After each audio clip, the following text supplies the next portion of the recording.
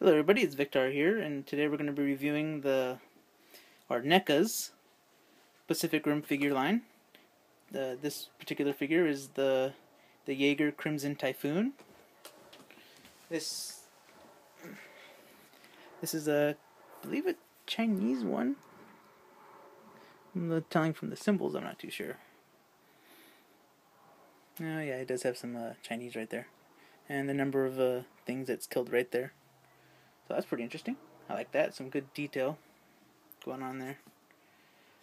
Again, this particular figure was brought to you by Neca. If you haven't seen my other reviews, as mentioned, Neca really focuses more on great paint, some really good sculpted detail, to try to get it as closely to the actual movie as possible. So you do lose a bit of articulation, so I want you to keep that in mind. So it's not going to be 100% fully going all over the place posable.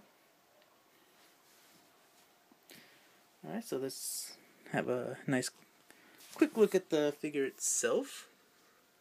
Some of the details here. And you got the eye right there glowing. Nice little yellow painted all up in there. Can't see it too well. And you got the number or the amount of things a kaiju he killed.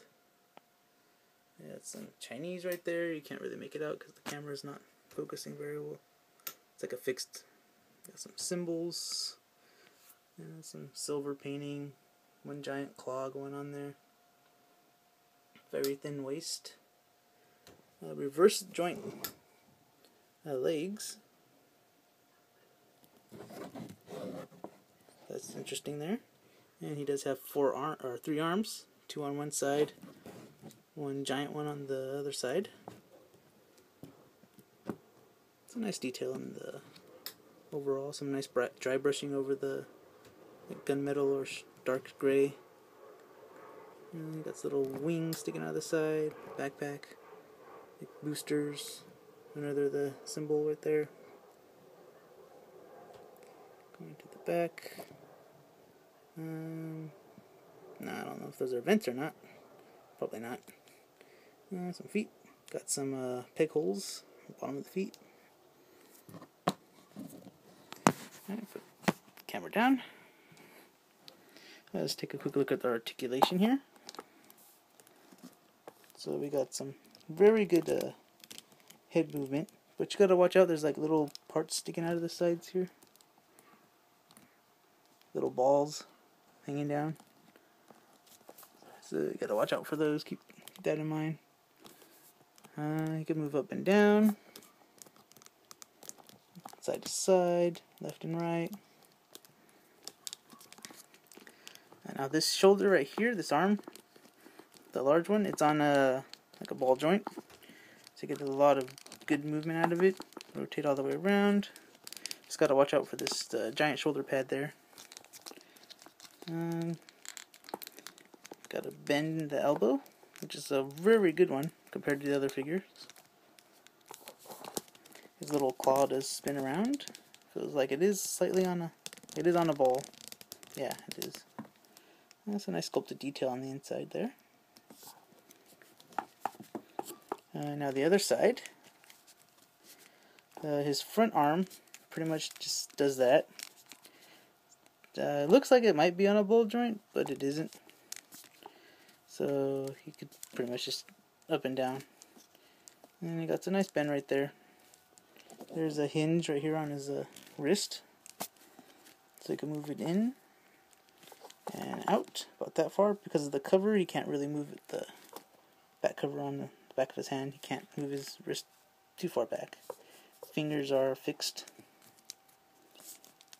And the back arm here looks very similar to the front, but this one is on an actual ball joint, so you get a lot. You can see ball joint. Yeah, so you get a lot of good movement out of it. All the way around. Out pretty good, in pretty good. Decent bend in the elbow. Same type of wrist as the other arm. Moving in and out. Now here, he feels like he does have a ball joint right up in there in his midsection. You can turn around. go down, side to side, all the way around. His legs are on a ball joint as well. So you can move up, you can move back, you can move out about that far before it feels like they're about to fall off. His knees, his two jointed knees, I guess, one up here, one down there.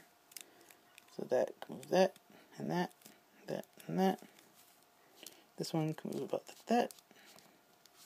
Together, they move out like so. Compressed, out, compressed, out. Now his ankles rock back and forth. There's no pivot to side, so it can't rock that way. Which is alright, you know, it's not too bad.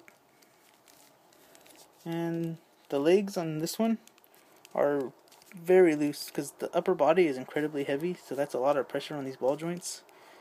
So that's something you're going to have to keep in mind also when you purchase the figure. Have him on a very firm surface so he doesn't topple over and fall over all the time. Alright, so let's just do a quick, see, this is going to be a little bit hard to stand, but let's just do a quick size comparison with the other figures in the line. And we got the Gypsy Danger. They're more or less the same height, but because he's heavy and he kind of compresses his knees a bit, he would be taller. Let me see the knife head. Now this is something I was quite surprised with. The knife head is actually fairly shorter than the other two figures, other robots. So we'll see how that works out. Alright, so that's all three figures in Neca's Pacific Rim Wave. So if you do find these, I do highly recommend it. You're pretty good for displaying and all that, so not too bad. Alright, this is Vectar. Thanks for watching.